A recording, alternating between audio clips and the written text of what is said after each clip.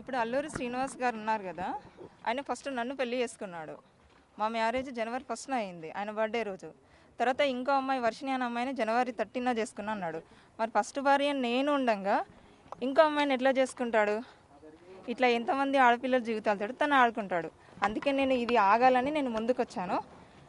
దయచేసి మీ మీడియా వాళ్ళు కానీ, పోలీస్ డిపార్ట్మెంట్ కానీ, గవర్నమెంట్ కానీ అతని మీద స్టెప్ తీసుకోవాలని నేను కోరుకుంటున్నాను.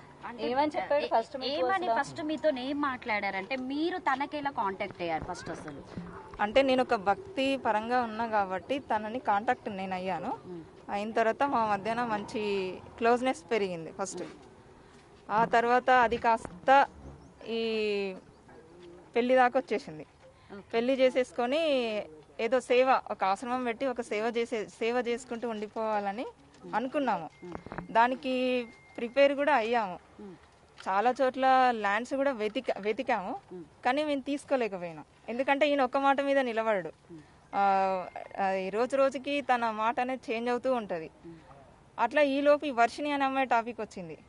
నేను అడిగాను, అడిగితే ఏమన్నాడు, తను నాకు కూతురు అవుతుంది, నేను తనకి గురువుని అవుతాను, ఏదేదో చెప్పుకుంటూ వచ్చిండు. అప్పటికే వర్షిణికి తనకి సంబంధం ఉందా?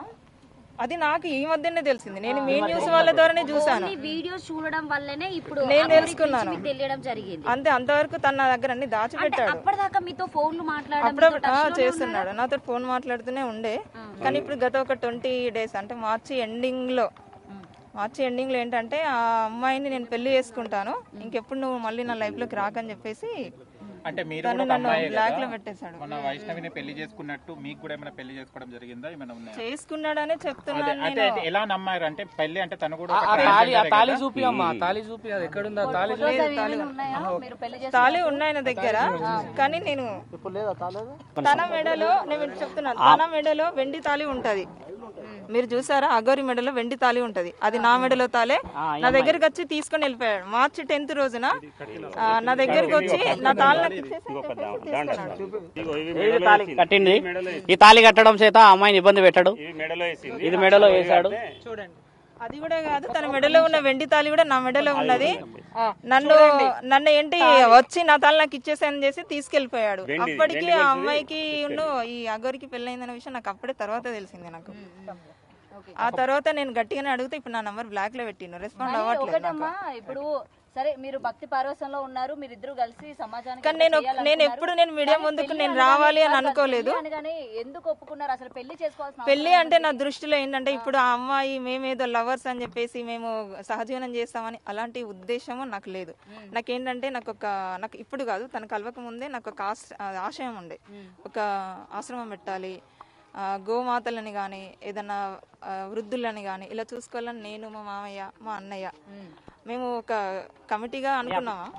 సో ఈయన కూడా సేమ్ నాకు అనుకూలంగా మాట్లాడేసరికి సరే అలా ఒక భక్తురాలుగా ఉండిపోవాలి తప్ప ఇది ఇంతవరకు ఆగిపోవాలని నేను అలాగే ఉన్నాను.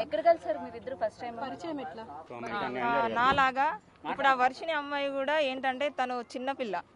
సో తను ఏంటంటే తను లవ్ చూపిస్తాడు. ఎలా అంటే ఇక అది ఒక మీ నిజమైన ఆయన అంటాడు కదా, అంగం అని, అంగం ఉన్నోళ్ళు కూడా చూపెట్టలేనంత ప్రేమ చూపిస్తాడు.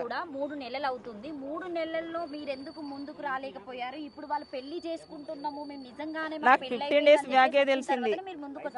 అంతకు ముందు నుంచి కూడా 15 days బ్యాకే తెలిసి మీరు వాళ్ళకి అంటే ఇది నిజం, ఇది జరిగిందని చెప్పేసి మీరు ఓపెన్ అయితేనే మిమ్మల్ని జనాలు రిసీవ్ చేసుకోగలుగుతారు. నాకు వర్షిణి అమ్మాయితో తిరుగుతున్నాడన్న సంగతి జస్ట్ నాకు 15-20 days బ్యాకే తెలుసు. అంటే అంతకు ముందు నుంచి కూడా నాకు తెలీదు. మీరు చూడలేదా? నాకు ఆ అమ్మాయితోటి నేను అంతకుముందు నేను ఇది పట్టించుకోలేదు. జస్ట్ 20 days బ్యాక్ ఈ వర్షిణి అమ్మాయి బయటకు రావడము, తర్వాత ఆమెను పట్టుకొని తిరగడము అదంతా నేను అడిగాను. కానీ పెళ్లి అనేది ఈ మధ్యన రిలీజ్ చేసిండ్రు కదా, అందుకే నేను ముందుకు వచ్చాను.